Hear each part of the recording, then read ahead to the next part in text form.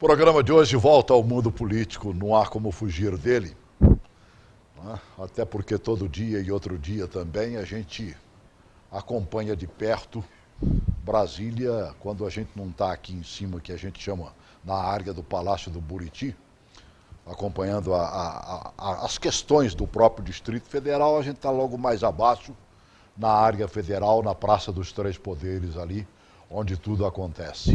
Mas ultimamente está numa mesmice danada e a gente não consegue sair. Arame farpado, de tão enrolado que a gente está nesse sentido, né?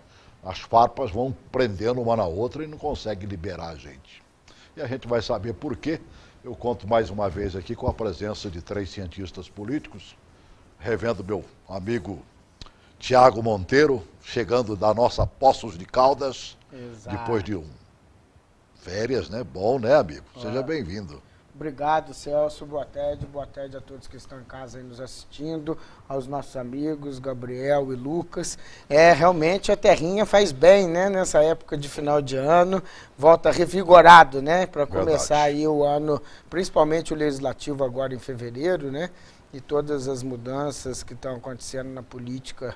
Você falou que na mesmice, mas um pouquinho diferente, né? Que alguém chegando novos nomes, enfim. A partir do dia 2 de fevereiro, com certeza a gente vai ver alguma mudança, né? No Congresso parece que não, teremos lá 200 e poucos, né, novos parlamentares, somando os da Câmara e do Senado. É bom. Também conosco nosso amigo Lucas de Sá, obrigado por ter vindo mais uma vez, né? A gente continua por aqui mesmo, né, Lucas? É isso, boa tarde, Celso. São poucos que podem ir para Poços de Caldas, não é mesmo? Poucos, que podem fugir um pouco desse calor que tem feito aqui na capital, né? Boa tarde, Thiago. Boa tarde, Gabi.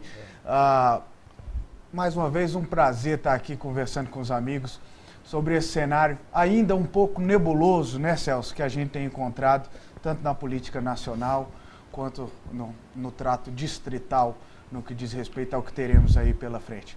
Uma satisfação. Tá bem. Também conosco mais uma vez Gabriel Rocha, obrigado por ter vindo, né? Continua no batente. Você está naquela solidão do Congresso Nacional esses dias, não? Boa tarde, Celso, boa tarde, Lucas, boa tarde, Thiago. É verdade, o Congresso está um pouco ecoando, né? Tem poucas pessoas movimentando lá, mas o pouco que se movimenta bastante, né? Então a gente sempre fica na expectativa de ver se aparece alguma coisa que faça um eco mais forte. Mesmo parado, a casa não para. Mas foi bom até você citar isso. Eu ouvi dizer que depois que já disseram que vão botar a boca no trombone de nome de parlamentares envolvidos nessa questão da Petrobras aí, o pessoal está deixando as férias lá, o merecido descanso, para visitar um pouquinho mais o Congresso. Você tem sentido isso ou não? Bem, assim, até o momento não está se tendo um fluxo de parlamentares mais intenso devido a qualquer assunto, né? A organização da Câmara, né, se propôs a facilitar, né, o acesso do primeiro mandato do deputado, a parte burocrática eles já facilitaram bastante, o que acabou diminuindo o fluxo deles nesse início, né? Agora tem um jogo da mais alta cúpula partidária que a gente vê mais noticiado do que em loco na Câmara se movimentando, né? Os candidatos à presidência da Câmara fazendo campanha pelo país, né? E os acordos sendo construídos a partir disso, né? O caso Petrobras é um caso que realmente está deixando muitos partidos preocupados, não só alguns parlamentares. As estruturas partidárias estão muito preocupadas, porque a quantidade envolvida no escândalo, pelo menos supostamente envolvida, dificilmente deixaria algum partido ileso. Então todo mundo está com a pulga atrás da orelha, aguardando ver para onde vai o tiro, né? Meu Deus do céu. E olha que vai sobrar tiro por aí, hein? Disse que vai ser de metralhadora, viu, Tiago? Com certeza. E a expectativa é muito grande e isso gera uma outra corrida, né? Quanto mais poder o partido conquista e agrega dentro da instituição, né? No legislativo principalmente, mais ele consegue se desvencilhar um pouco disso. talvez seja por isso que o PMDB resolveu investir na campanha do Eduardo Cunha, né? Eu lia nos noticiários do final de semana, o Eduardo Cunha viajou mais do que Aécio Neves e Dilma Rousseff durante a campanha presidencial. Ele visitou já todos os estados, todos com voo com jatinho fretado, pago pelo PMDB. E isso mostra que o Cunha não está com uma posição individual, ou seja, aquela coisa de que a candidatura dele era uma candidatura individual e não da instituição PMDB. Então, a partir do momento que o PMDB se propõe a custear essas viagens, aluguel de salões para fazer eventos e envolvendo inclusive as cúpulas estaduais do partido, quer dizer que, por mais que haja aquela coisa, e o discurso que ele tem adotado é exatamente a questão de governo, mas nem tanto, né?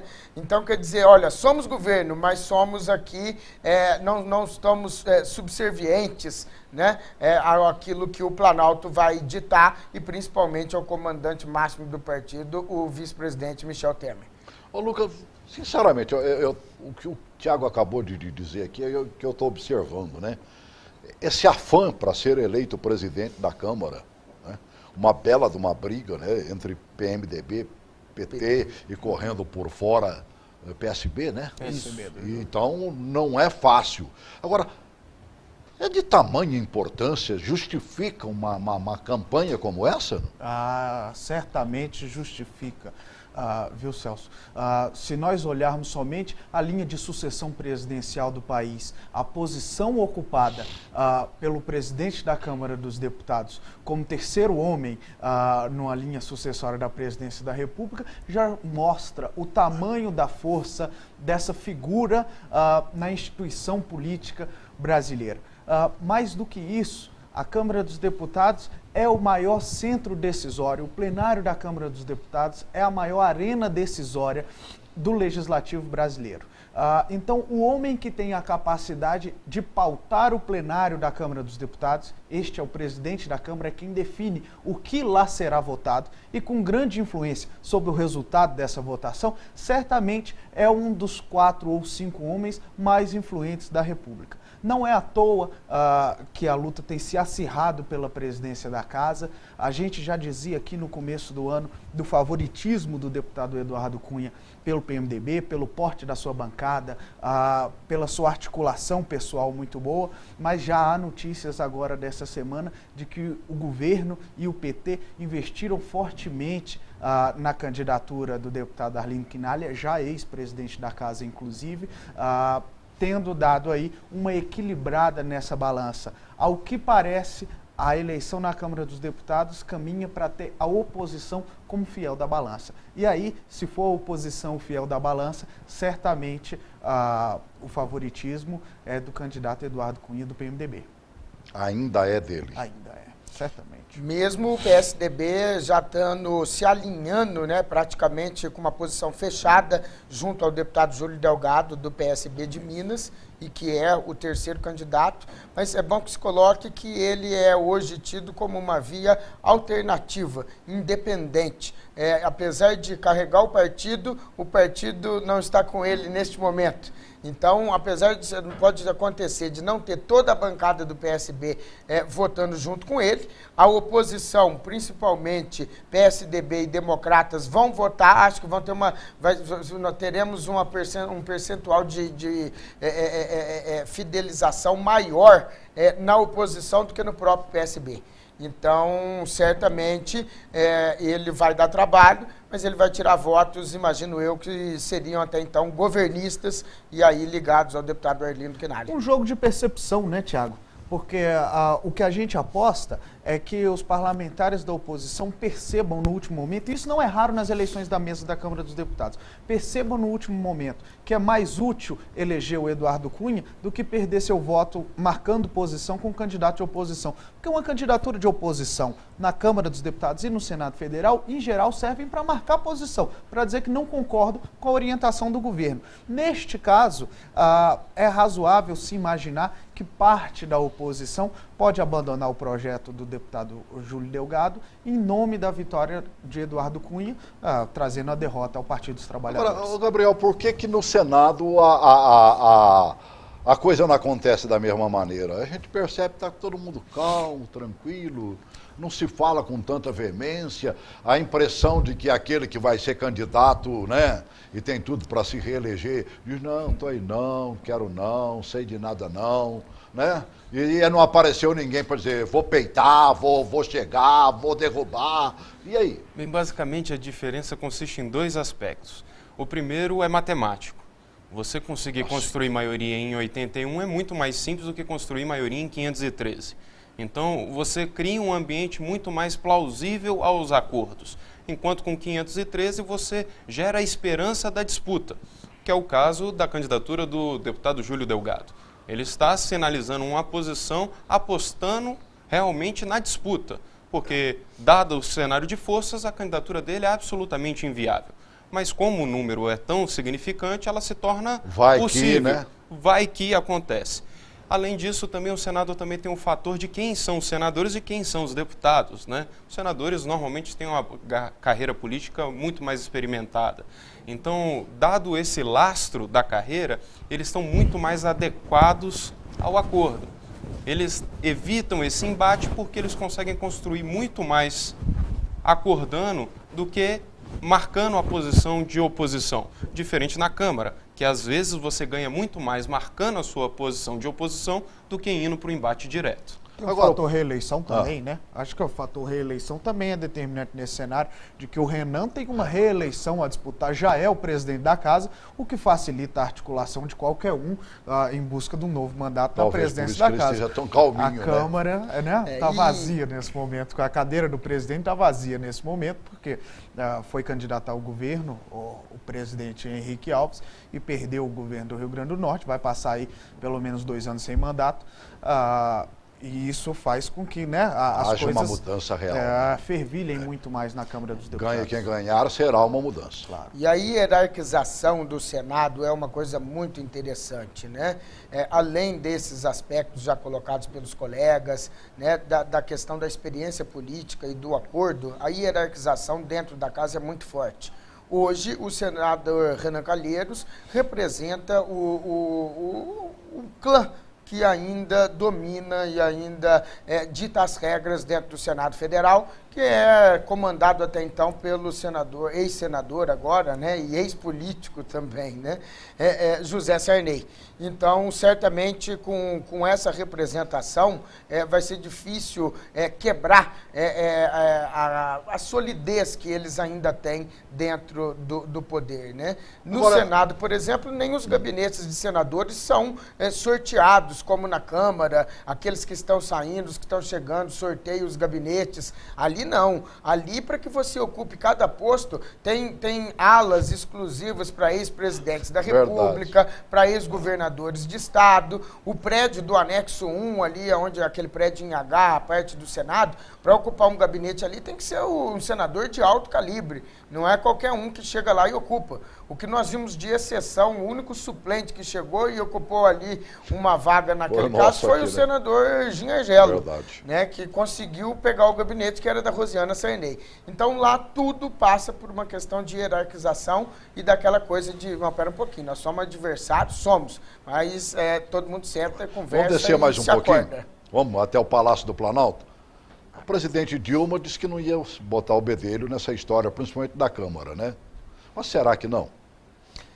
Já botou, viu, Celso? E outra, ela não pode fazer isso publicamente, né? Que aí realmente ela arruma uma confusão maior e se perder, a derrota é atribuída a ela. Né? Então ela transfere isso ao partido, né? O PT sabe fazer isso muito bem e certamente a pressão do Planalto vem principalmente com relação às emendas parlamentares. Já circula nos corredores da Câmara dos Deputados, em especial, que há aí uma liberação de verbas em caráter extraordinário a parlamentares, de alguma forma, estratégicos na eleição da mesa. como todo mundo sabe, há liberação de emendas e essas emendas, né, tem um custo, empenho, isso tudo, dentro da legalidade. Ninguém está dizendo aqui que a presidente está fazendo nada de ilegal, não. Mas há, nesse momento, uma liberação de verbas aí, de forma seletiva, vislumbrando a eleição do dia 1º de fevereiro. Isso pode mudar lá, Gabriel? Essa questão de uma interferência do Planalto dentro da eleição? Bem, de fato, não existe a possibilidade do Planalto não estar lá. O Planalto tem 70 arautos lá dentro, no mínimo. São 70 deputados da bancada do PT. Então, 15%, 20% da Câmara dos Deputados são porta-vozes da Presidência da República, que estão juntos dentro do mesmo projeto político. Então, não há tanta dissonância. É óbvio que dentro do mesmo partido político tem algumas discordâncias, mas o projeto de poder, né, que se reflete na eleição da mesa, com certeza ninguém estaria discordando do Palácio do Planalto num momento desse, principalmente dado todos esses escândalos que começamos falando agora, não pode se demonstrar fraqueza agora. Oi, Anderson, boa tarde.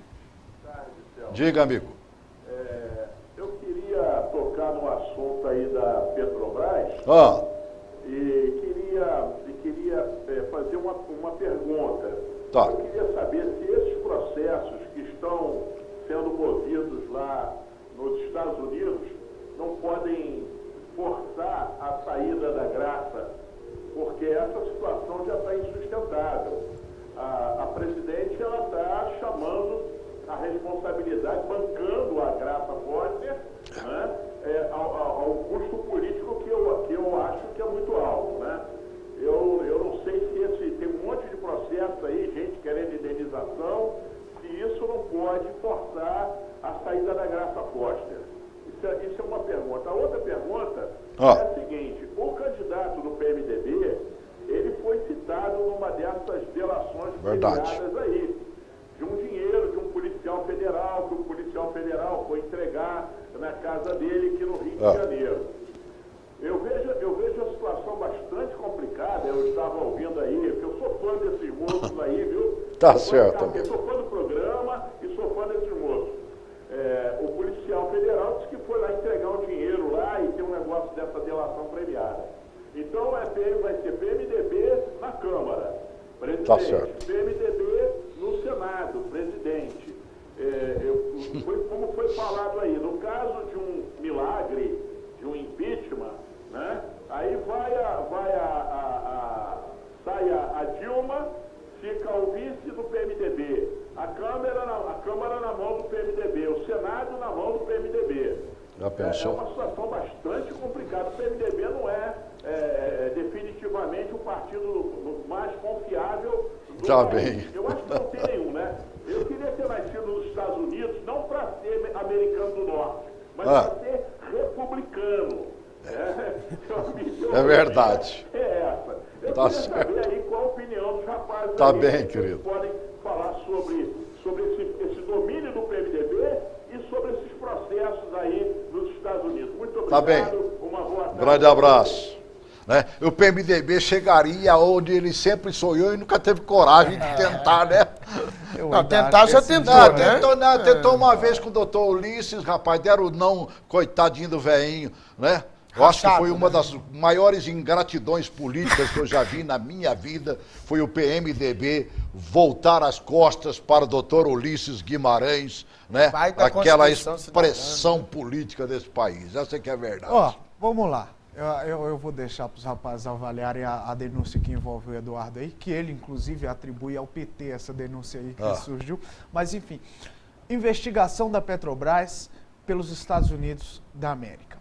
Bem, o que isso pode gerar no máximo? Lá nos Estados Unidos, a Bolsa de Valores dos Estados Unidos, toda empresa que submete suas ações a circularem, a serem vendidas e compradas em bolsas de valores no solo americano, se submetem, obviamente, às leis americanas, leis anticorrupções ou anticorrupção, e por sinal muito mais duras do que as leis brasileiras. O que isso pode gerar ao final da investigação, se comprovado a má gestão da empresa brasileira?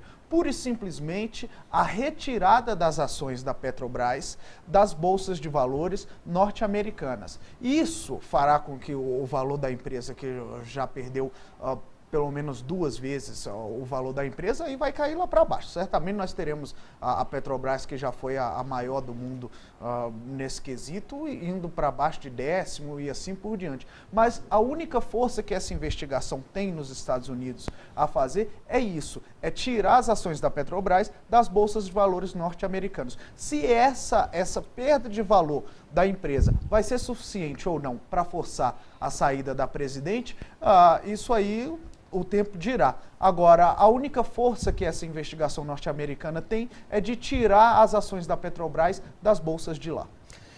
Quanto à questão... Eu concordo, quero também falar a esse respeito, eu concordo com o Lucas. Agora, com relação à manutenção nesse momento, acho que a avaliação do telespectador com relação à manutenção da presidente Graça Foster é um erro político da presidente Dilma Rousseff, sim, mas é um erro estratégico e calculado. Por quê? Talvez a gente não tenha essa dimensão se já chegou no ápice, se o problema já chegou no seu ápice ou não. A imprensa adora fatiar coisas para que se tenha uma coisa que dava para falar. Num dia, ela fatia e coloca em uma semana. O mundo é o seriado, amigo. Exatamente. Aí o que acontece? É preciso saber se isso já está no seu ápice ou se a presidente Dilma está esperando para que a demissão da Graça Foster seja assim. Olha, tá bom, agora não tem mais jeito, então nós vamos resolver o problema, trocar o presidente da empresa, fazer esse pacote de austeridade aqui e etc. Então ela pode estar guardando isso, e o que a gente ouve, a gente que é colunista político, o que a gente ouve nos bastidores, principalmente nos corredores no Congresso hoje, em algumas questões, é com relação a que estão ali ainda cortando papel. Queimando papel. Então, tem algumas coisas que ainda precisam de um comando para que possa deixar assim mais acobertado, digamos assim, para não falar outro termo. E aí talvez tenha esse tempo político que às vezes a presidente Dilma pode utilizar a demissão da Graça em si com um novo pacote de austeridade para dizer, não, agora sim está comprovada uma culpa e etc, para que isso aconteça quando chegar no pior momento. E com relação ao Eduardo Cunha, eu acredito que nenhum partido, nem ele próprio, ele é empresário, tem os seus interesses particulares, ele sabe muito bem que a condução de um negócio desse e das denúncias que foram feitas, se elas tivessem um lastro muito grande, ele não estaria se expondo tanto e principalmente entrando num embate direto com o PT, que esse embate é atribuído não ao PMDB, mas à pessoa dele em si. Quer dizer, é muito peso para ele carregar sozinho se ele realmente se ele tivesse com medo de uma denúncia dessa. Seria um fardo pesado, não seria, Gabriel? É muito pesado. O posicionamento do PMDB, ele é estrategicamente colocado para ele nunca ser colocado como partido a sacrifício, o famoso boi de piranha. Quando você pega a lista dos mais envolvidos dentro do escândalo, você vê uma lista de 3 partidos, PT, PMDB e PP. Se precisar de um momento de queimar alguém, de uma sigla partidária ir, as candidaturas do PMDB, o espaço que o PMDB ocupa, tanto na presidência da Câmara, do Senado, se concretizar isso, faz com que ele não seja o prioritário a ser queimado e colocaria o PP em xeque numa situação que o protegeria. Complicado. E ainda jogaria essa conta na questão do partido de direita, Não tenho dúvida disso que PT e PMDB, PT se dizendo sempre à esquerda, que de esquerda para mim tem muito pouca coisa hoje em dia. PMDB, o centrão que engloba todo mundo, e jogariam a culpa na velha direita, que sempre tem a política deteriorada. Isso precisa acabar. Esse negócio de direita e esquerda é complicado. Para mim, a esquerda só serve para me lavar a cara, assim mesmo eu tenho que segurar com a direita por baixo. Essa aqui é a grande verdade. A gente está quase que arrematando, Você viu o tempinho para mim, Eu deixei, olha, a moça fez a pergunta, você me desculpe, viu, Mariana? Mas eu reservei a sua pergunta para o final desse programa. Não está na hora de uma intervenção federal no governo do Distrito Federal, não? Bem, Celso, já que fica para o final, acho que não. Acho muito preocupante uma intervenção, porque você tiraria a legitimidade do partido que derrotou o partido da presidência da República. Soaria, por mais necessário que possa parecer, de revanchismo. Então fica parecendo que o PT perdeu o governo do Distrito Federal e vai vir aqui dizer quem manda aqui é o PT também. Então ficaria uma situação muito constrangedora.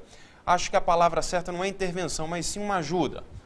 Olhar com bons olhos o DF para que a situação... Até porque o governo federal foi feito para isso, né, amigo? Exatamente, para dar esse suporte. Os estados seriam cada um dono do seu nariz, mas o governo federal estaria exatamente para, num momento de dificuldade, chegar junto.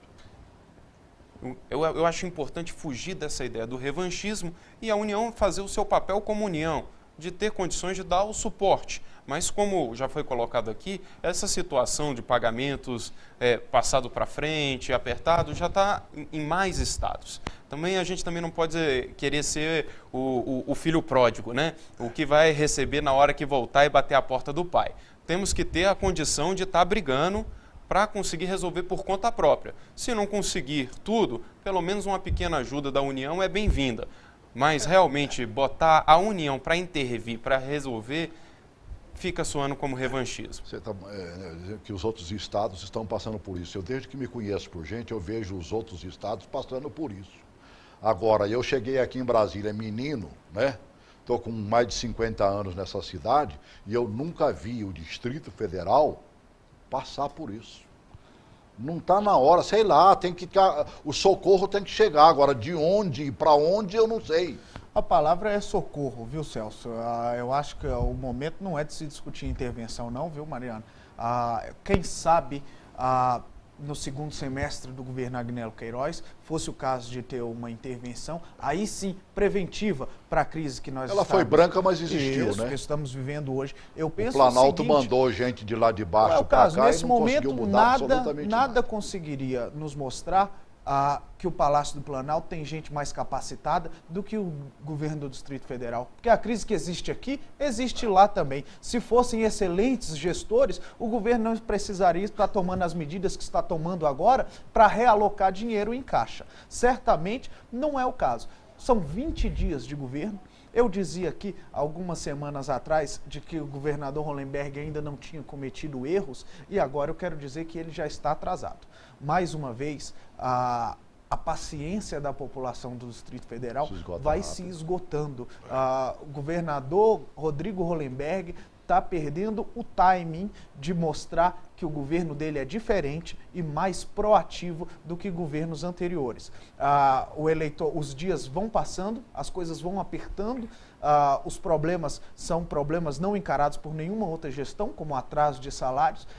Certamente não é o momento de intervenção do governo federal e sim de ajuda. Agora, é também um momento de mais proatividade do governo do Distrito Federal, que já está em atraso com a população do DF. Olha, o que a população está esperando é exatamente uma ação eficaz do próprio governo do Distrito Federal. E ficou uma pergunta embutida numa daquelas, que eu acho que foi o Cícero que deixou, perguntando exatamente das administrações regionais. Nós estamos desadministrados. Exato. E deve haver uma reformulação do número de administrações, elas serão reagrupadas, algumas vão virar uma só. Ceilândia pode se dividir em duas, então a situação é hoje de um ajuste de gestão. Agora o governo Hollenberg precisa realmente se ater ao time, ele já começou a fazer algumas ações, fez na sexta-feira um balanço do programa do Levanta DF com limpeza pública, tapa buraco, corta de mato em todas as cidades e tal, e um programa de arborização. Agora, será que a população vai aceitar esse novo, quando se tem prioridades como pagamento de servidores, quando se tem outras questões como o SAMU sendo desativado, como as filas nos hospitais? Então, é preciso se implementar o novo, como ele trouxe os seus conceitos na campanha, não perder o tempo. Eu acho que ele tem no máximo 90 dias de governo para dizer, olha, não basta só dizer, tem um rombo, tá aqui, aconteceu isso e eu não estou fazendo por conta disso. Ele tem que implementar novas ideias, que as pessoas falem assim, olha, por mais que existam esses problemas, olha o que ele está aqui fazendo. Eu acho que se ele conseguir conseguir fazer uma boa reforma administrativa nas administrações regionais, diminuir o número e deixar o serviço eficiente, ele consegue em 90 dias dar uma resposta, por mais que existam outros problemas, mas dar uma resposta de que ele tem capacidade. Eu também não acredito que possa ter uma intervenção federal, até porque seria um atestado de culpa do PT, né, que o governo aqui era deles. O secretário da Casa Civil veio do governo federal para poder tentar ajudar o governo Agnello nos últimos 2 anos, e também acho que sou contra, como já era contra quando estava a crise em 2009 com a saída do José Roberto Arruda, que foi preso, saiu preso do governo, nem naquele momento tivemos uma intervenção. Nesse momento, seria uma outra besteira, seria retirar a legitimidade das urnas que o Hollenberg conquistou. A grande verdade, obrigado por terem vindo, né? Para a gente arrematar de vez, é que o tempo passa rápido, né, amigo? A gente estava soltando foguete há poucos dias dizendo, oh, feliz ano novo! O ano já está 20 dias mais velho, né? E daqui a pouco vai passar e é complicado. E soluções têm que acontecer. Então, eu sei que é complicado para quem entrou, mas, amigo, tem que correr atrás. Porque o povo espera um pouquinho, mas já está impaciente. Grande abraço.